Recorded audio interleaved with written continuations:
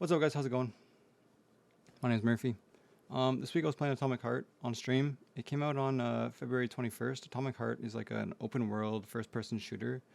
It's set in like an alternate reality where the Soviet Union won World War II, I think. And they came out with like super technologically advanced, something like that, man. I don't know. But yeah, so I played it for about, I want to say like 5 hours. I didn't get super far into the game, but I got far enough into it that I feel like I can talk about it. Um, I think I'd probably end up giving this game like a 5 out of 10. The graphics are honestly really, really good. The world looks beautiful. It's intriguing. It keeps you interested as you're playing, which is good. And aside from that, there's a lot of downfalls to it. Comparing it to other like releases that came out this year that I've played, like if I compare this to Forspoken, it's not bad at all.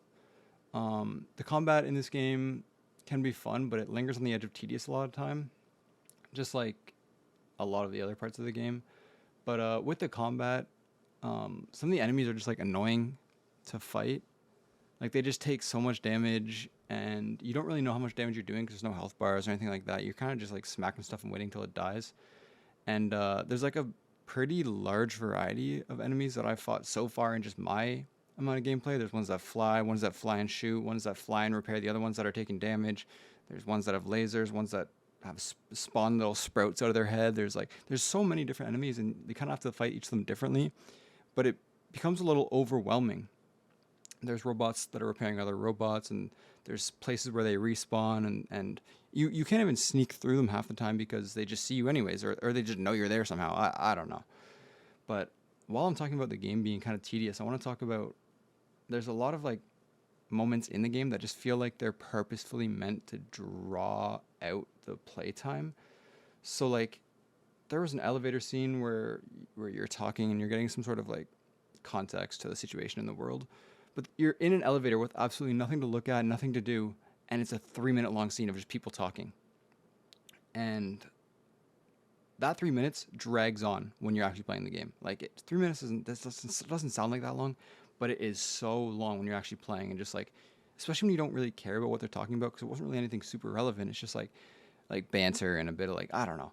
There's another scene where I'm playing it in the background right now, sped up, but it, no lie, took 10 minutes of just dialogue and like wasted time for me to get down a set of stairs and to unlock a door for my next objective. I couldn't go just walk away and go. I had to wait for this robot that I was talking to get to the bottom of the stairs and then do some shit so she could open the door and I can go in. It took 10 minutes and I'm just sitting there.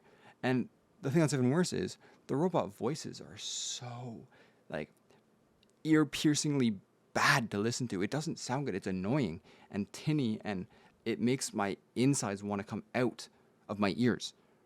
I don't know how to explain it, but it's horrible. I'm going to play a couple clips here of the robot voices.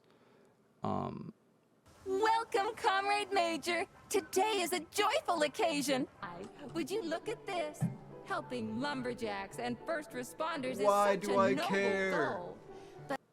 But yeah, it's just horrible. It doesn't sound good. It's really, really annoying to listen to.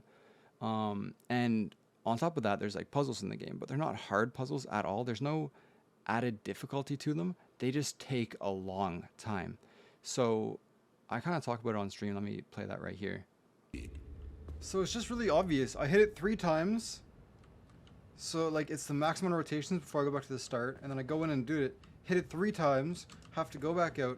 Hit this 3 times. It's like there's no actual puzzle to it. It's just the longest possible combination is the correct one.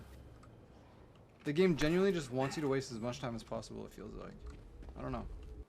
And in the background, right now, you can see there's another part where I had to like guide a train on the tracks through like this location. And the puzzle itself was not difficult at all. There's no fighting to do anything.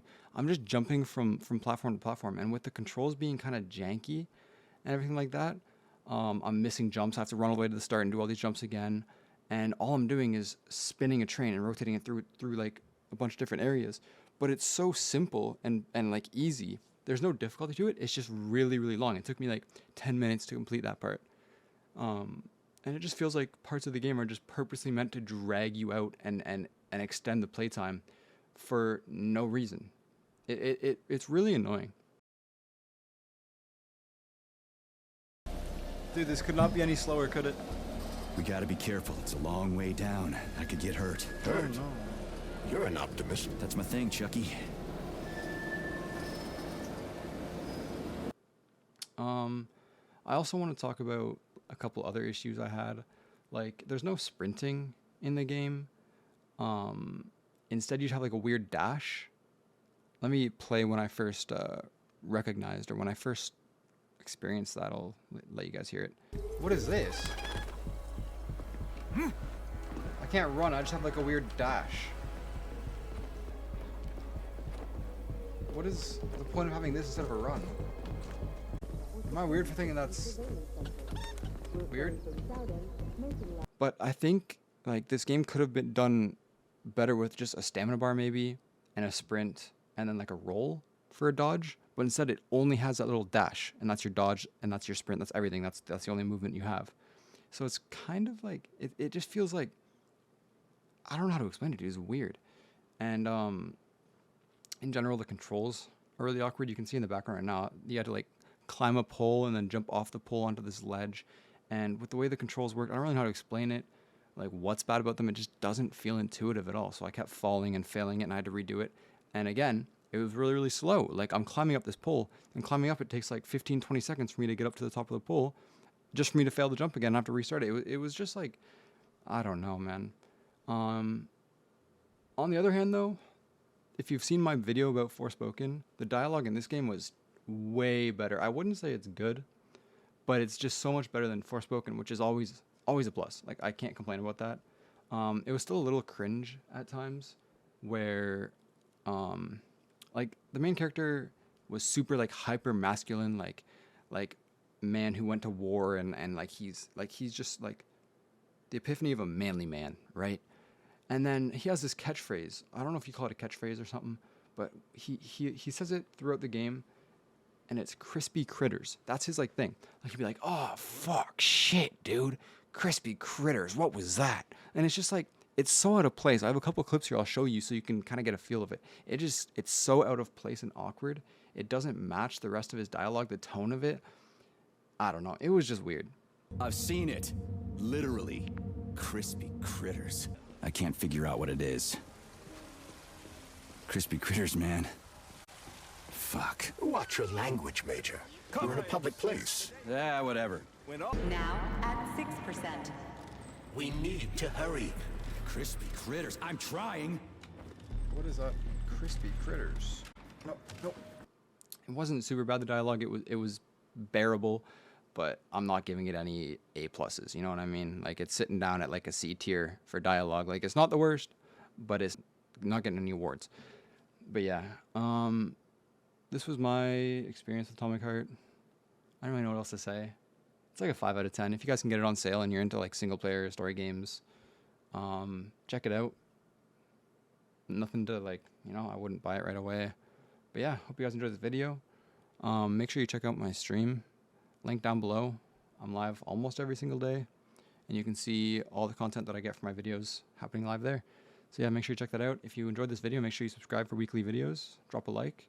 Comment if you want. But yeah, hope you guys have a good rest of your day, rest of your night, rest of your whatever it is. And yeah, peace out, guys. Much love.